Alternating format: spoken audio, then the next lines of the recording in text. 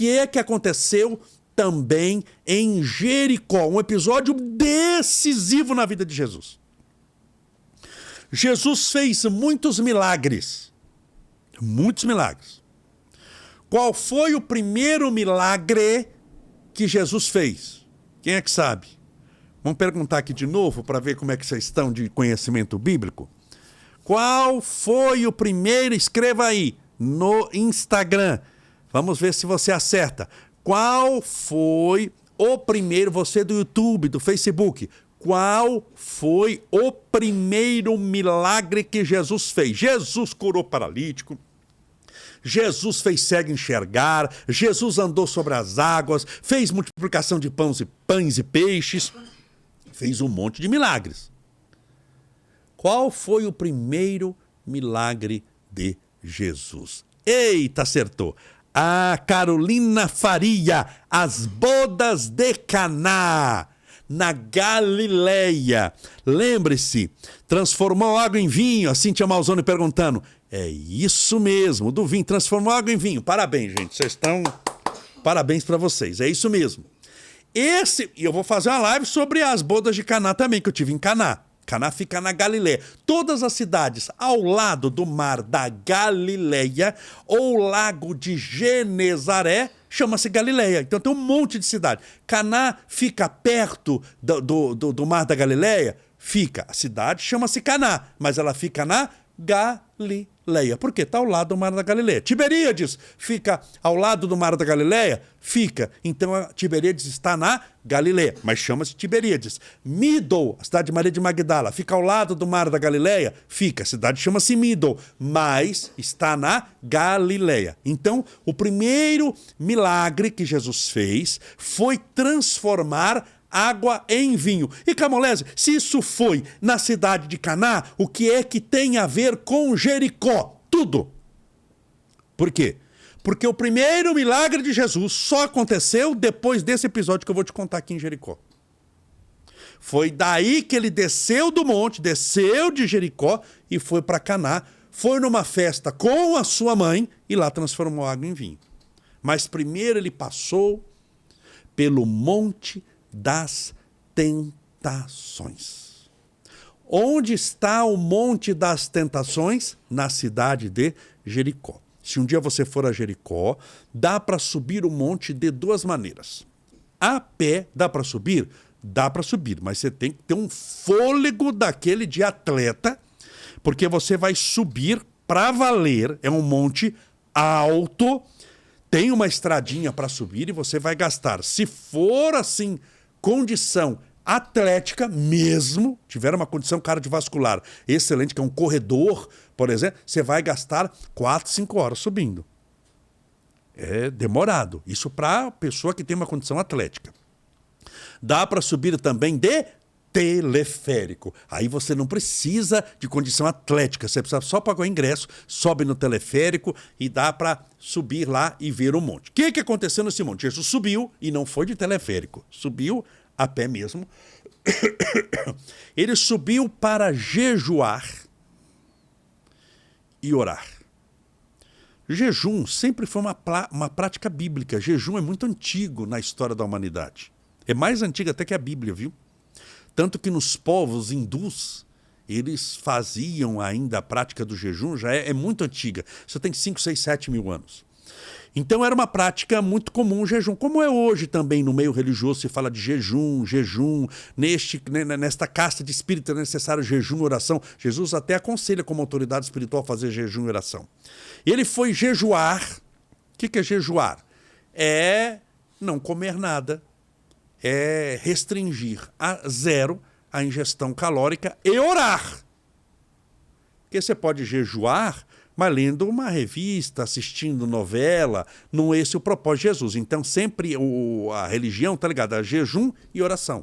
Você juntar os dois para crescer em espírito. Jesus foi jejuar e orar. Subiu um monte, você imagina que já chega com fome, porque você gastou de energia, chegou lá. Quantos dias ele ficou? 1 dia. 2 dias. Quem sabe quantos dias? Vamos lá, escreva aí. Quem sabe quantos dias Jesus ficou jejuando e orando no Monte das Tentações. Vamos lá, quem acerta? Quantos dias Jesus ficou no monte, jejuando e orando? 40. Você percebeu que tem um monte de coisa no judaísmo que é 40? Quantos anos eles passaram, já falei isso aqui, quantos anos eles passaram Moisés com o povo no deserto? 40 anos. Quantos dias Jesus ficou orando em jejum no Monte das Tentações? 40 dias. Acertou a Cíntia de novo, a Cátia, a Liciane, a Valdira, a Alexandre, 40 dias. Depois, com calma, você entra no meu Instagram, você vai ver foto do Monte das Tentações. Quando você desligar essa live aqui hoje, e eu fiz stories, quem acompanhou minha viagem, assistiu os stories, eu falei tudo isso e mostrei em vídeo. Então, você com calma depois, entre no nosso Instagram, vá com calma nas fotos, na viagem, você vai achar a foto do Monte das Tentações. É importante para você guardar na mente como é que foi. Vai te ajudar a lembrar da história. Jesus sobe lá. Fica 1 dia, 2 dias, 3 dias, 10 dias, 20 dias, 30 dias, 40 dias. Quando você imagina alguém que fica 40 dias sem comer, tem fome ou não? Muita fome. Muita. Muitas vezes a gente fica 6 horas sem comer, já fica querendo comer o pé da mesa. Você já imaginou 40 dias sem comer? Então, ele teve fome. É isso que eu quero que você entenda. Quando ele teve fome, fome da fraqueza? Da fraqueza. Concorda que a pessoa que está com fome, Jesus está em Jericó, no Monte das Tentações, 40 dias sem comer. Ele deu muita fome. Quando deu fome, quem é que aparece? Na linguagem bíblica, o diabo, o mal, a tentação. E quando o espírito do mal, na linguagem bíblica, o diabo, vê Jesus com fome, quem tem fome quer o quê, gente? Comer. Então ele oferece pão para Jesus. E diz, coma desse pão que eu te preparei. Ele não oferece um carro para Jesus, um avião, um leque. Ele oferece o que Jesus estava precisando muito, comer. Lembre-se, o mal age sempre, a obsessão espiritual, o mal age sempre, sempre, sempre em cima da sua fraqueza. Por exemplo, eu não bebo bebida alcoólica. Não bebo, não gosto, e a chance que eu tenho de beber é praticamente zero. Logo, ninguém vai me tentar mostrando uma garrafa de cachaça. Se eu mostrar uma garrafa de cachaça para mim, um tijolo, é exatamente a mesma coisa. Por quê? Porque eu não bebo. Eu nunca bebi até hoje, não vou beber agora na altura do campeonato. Se você mostrar uma garrafa de vinho para mim, o que significa? Absolutamente nada. Uma garrafa de vinho, um tijolo, para mim que não bebo, não significa nada. Então, jamais o álcool será para mim uma tentação. Por quê? Porque eu não estou ligado àquilo ali. Eu não uso droga. Não uso droga e nunca usei. A gente quem não usa nem vê, nem sabe como é que é, né? A gente fica naquela de... pegue lá cocaína, heroína, crack. Você colocar uma pedra de crack aqui, sabe o que significa para mim? Nada. Vai varrer e jogar fora. Vai achar que é pó em cima da mesa. É um pó que caiu aqui, que furaram o teto, alguma coisa. Não significa nada. E se falar, não, mas é crack. Tá, é lixo o lugar dele. Eu não vou ficar salivando com vontade, desesperado. Mas pegue um viciado em crack e mostre uma pedra de crack. A pessoa se prostitui. Ela troca o corpo por uma pedra de crack. Para quem não é alcoólatra, o álcool não significa nada. Mas para quem é viciado no álcool e está desesperado para beber, você coloca uma garrafa de pinga aqui, ele não consegue mais olhar para frente, já fica olhando aqui, fica salivando, e aqui começa e dá um desejo. Então lembre-se, o mal vai sempre em cima da sua fraqueza. Por isso que você precisa se fortalecer espiritualmente. Nós estamos aprendendo com Jesus no Monte das Tentações, na cidade de Jericó. O mal foi em cima da fraqueza física de Jesus. Porque o poder moral de Jesus É extraordinário, não tem fraqueza moral em Jesus. Mas Jesus estava num corpo. E o corpo tem fome. O corpo tem sede. Você está no deserto. 40 dias sem comer e orando para valer. E não é num spa no deserto, que você está dormindo no ar-condicionado. É dormir no meio da pedra. Orando. Jesus devia dormir nada, se é que dormia.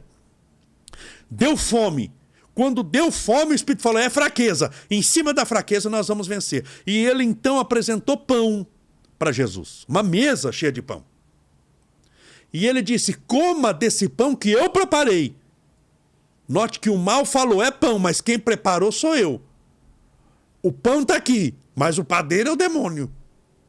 Para que Jesus soubesse de quem é o pão que ele está comendo. Eu preparei o pão, coma o pão. E o que Jesus retruca? Nem só de pão viverá o homem, mas de toda a palavra que procede da boca de Deus. Se tiver alguém católico nos assistindo aqui, vai lembrar dessa frase. Essa frase está em todas as missas, praticamente. Então o espírito do mal, o demônio, na linguagem bíblica, viu, puxa vida, na fraqueza física eu não peguei ele. Vamos tentar pegar por outra coisa, vamos esperar mais um pouco. Ele está fraco, ele está ali, ele está sozinho. Jesus não estava com os discípulos, ele está sozinho. O que ele fez? Assim, ó, Jesus, o mal sabia que era o Messias, senão não ia ter toda essa tentação em cima dele. O mal sabia quem ele era. Assim, vamos tentar fazer o quê? Jesus é o rei dos reis, o mestre dos mestres, é o senhor dos mundos. Tanto que eu estou 2000 anos falando dele aqui. 2000 anos depois falando dele. O que o mal tenta? Aprenda uma coisa, você tem que aprender com Jesus. Quando o mal quer te pegar, ele vai primeiro tentar te afastar do caminho. Te afastar, você não vai te puxar para trás, para você não ir para frente. Não é? Quem puxa para trás atrapalha o puxado a ir para frente. É uma maneira. Mas talvez você seja uma pessoa de muita fé. Talvez você seja uma pessoa de muita disciplina, de muita perseverança, e não tem mal, não tem pedra, não tem nada que vai te amarrar. E você vai para frente. Ele usa o plano B. Qual que é o plano B do mal? Quase ninguém conhece esse plano B. O mal, não te puxando, passa a te empurrar. Ele adianta o processo. E faz com que você tenha algo sem estar preparado para aquilo. Para você entender. Lembra-se do filho pródigo? Lembra-se do episódio do filho pródigo no Novo Testamento? O filho pródigo era herdeiro do pai. Era herdeiro ou não era? Era herdeiro do pai dele. Quando o pai morresse, já estava velhinho, de quem seriam todos os bens? Do filho pródigo. Mas o que o filho pródigo quis? Adiantar o processo. Disse, eu quero a minha herança enquanto você está vivo. Eu quero a minha parte, eu tinha mais irmãos, eu quero a minha parte enquanto você está vivo. Ele recebe a parte, o pai dá, e ele vai, se dá mal, passa a comer. Gasta todo o dinheiro em festas, passa a comer com os porcos e tem saudade dos empregados do pai dele. Então, o mal ou te puxa para trás ou te empurra para adiantar o processo. Aí ele te coloca num local que você queria estar, mas não no tempo certo. Lembre-se, existe o tempo de Deus. E o tempo de Deus não é necessariamente o nosso tempo. Lembre-se quando você ora o Pai Nosso, seja feita a tua vontade e não a nossa. Então, o mal, ele tenta adiantar o processo. O que o mal tentou fazer com Jesus? Ele projetou todos os reinos do mundo para Jesus. E disse, se você me adorar, se ajoelhar e prestar culto a mim, eu te darei todos os reinos do mundo. Jesus teria, no tempo certo, todos os reinos do mundo. Não há um único país nesse mundo, mesmo que não seja a religião dominante, que Cristo não esteja presente. Então ele é, para nós cristãos, o rei dos reis, o mestre dos mestres. Mas para isso ele precisava padecer na cruz, voltar ao mundo espiritual e reinar sobre justos e injustos. O que o mal tentou fazer? Adiantar o processo. e disse: eu vou te dar todos os reinos do mundo, desde que você se ajoelhe e preste culto a mim. O que Jesus fala? Terás somente um único Deus, e somente a Ele prestarás culto. O que o diabo fez? Puxa vida, não funcionou. Tentei com pão e tentei na base da ganância. Eu vou tentar agora, então, olha que o mal, isso com Jesus, hein? Vou tentar agora uma estratégia diferente. Eu vou usar de uma frase da Sagrada Escritura, só que interpretando do jeito dele. Ele chega para Jesus, lembra? Jesus estava no monte, lá em cima, tem um penhasco enorme. Volto a dizer, entre no nosso Instagram e veja a foto do monte. O Monte da Tentação, na cidade de Jericó. A palestra hoje é sobre a cidade de Jericó. Isso aconteceu em Jericó, no Monte da Tentação. O que ele fez? Ele disse: está escrito aonde? No Antigo Testamento, porque não tinha Novo Testamento. Está escrito: lançar-te-ás montanha abaixo, e os anjos do Senhor te ampararão, e nada acontecerá contigo. Ele pegou uma frase, tem essa frase realmente no Antigo Testamento, só que ele pensou a frase que interessava, tirou do contexto e falou: se joga que os anjos vão te segurar. E aí Jesus olha para ele e diz: mas também está escrito. Veja como é importante você conhecer a Sagrada Escritura. Não tentarás ao Senhor teu Deus. E o que o demônio, o diabo fez? Falou: com esse não tem jeito. E não tinha mesmo. E desceu e foi embora. Depois de 40 dias, vencendo as tentações, Jesus desce do Monte Tabor e vai fazer o seu primeiro milagre nas bodas da cidade de Caná. Olha que interessante. Então essas são as curiosidades da cidade de Jericó, que eu passei semana passada.